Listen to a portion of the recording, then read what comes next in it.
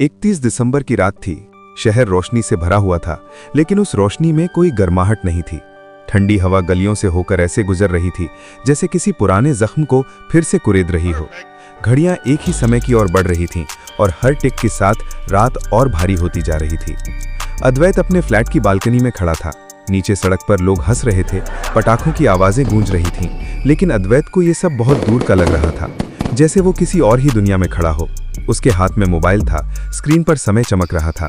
उसने गहरी सांस ली। उसे ये रात कभी पसंद नहीं थी, क्योंकि हर साल ठीक इसी रात कुछ न कुछ गलत होता था। कमरे के अंदर कुर्सी पर बैठी थी नायरा। वो खिड़की से आती हवा को महसूस कर रही थी, लेकिन उसकी नज़र बार बार दीवार पर टंगी घड़ी पर जा रही थी। उसकी उंगलियां आपस में उलझी हुई थीं और चेहरे पर एक ऐसी चिंता थी जिसे वो छुपाने की कोशिश कर रही थी। तुम फिर बालकनी में क्यों खड़े हो? नायरा की आवाज़ धीमी थी, लेकिन कांप रही थी। अद्वैत ने पलटकर उसकी ओर देखा। यहाँ सांस लेना आसान लगता है, उसने झूठ कहा। नायरा कुछ नहीं बोली। वो जानती थी अद्वैत झूठ बोल रहा है।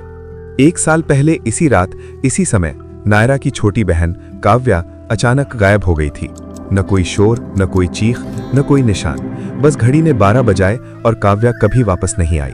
पुलिस ने कहा शायद घर से भाग गई होगी, लेकिन अद्वैत और नायरा जानते थे काव्या कभी बिना बताए नहीं जाती और न ही इस तरह नया साल शुरू होते। कमरे की लाइट एक पल के लिए फड़फड़ाई। नायरा ने सिर उठाया। क्या तुमने देखा? अद्वैत ने धीरे से सिर हिलाया। फिर दीवार के उस कोने से एक अजीब सी आवाज आई, खुर-खुर, जैसे कोई नाखून दीवार पर रगड़ रहा हो। ये आवाज? अद्वैत कुछ कह पाता उससे पहले ही आवाज बंद हो गई। सन्नाटा और गहरा हो गया। मोबाइल अचानक बज उठा। अद्वैत ने स्क्रीन देखी। Unknown number. मैसेज था, नया साल आने वाला है। अद्वैत का गला सूख गया। नायरा उसके पास आ गई। किसका मैसेज है?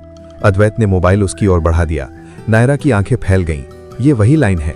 काव्या के फोन पर भी। उसकी आवाज टूट गई। अब कमरे में हवा ठंडी नहीं, भारी लगने लगी थी, जैसे कोई अदृश्य मौजूदगी वहां खड़ी हो। खिड़की अपने आप हल्के से हिलने लगी। ठक ठक। नायरा ने खिड़की की ओर देखा। कोई बाहर है क्या? अद्वैत ने जवाब नहीं दिया।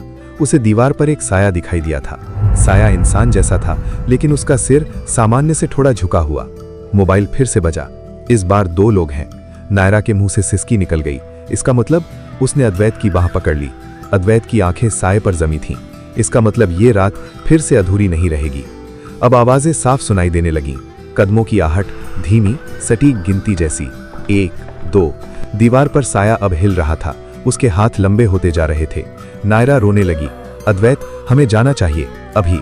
अद्वैत ने धीरे से कहा, अब बहुत देर हो चुकी है। सच का खुलना। अद्वैत ने नायरा की ओर देखा। उसकी आंखों में डर नहीं था, थकान थी।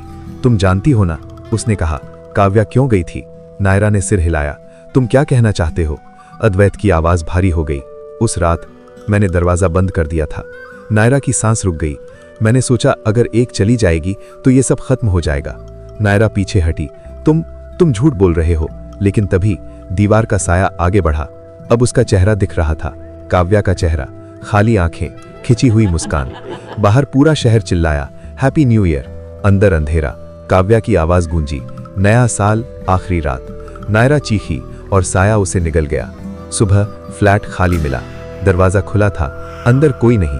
दीवार पर बस एक लाइन लिखी थी, गिनती पूरी हुई और घड़ी अब भी चल रही थी, अगले साल के लिए।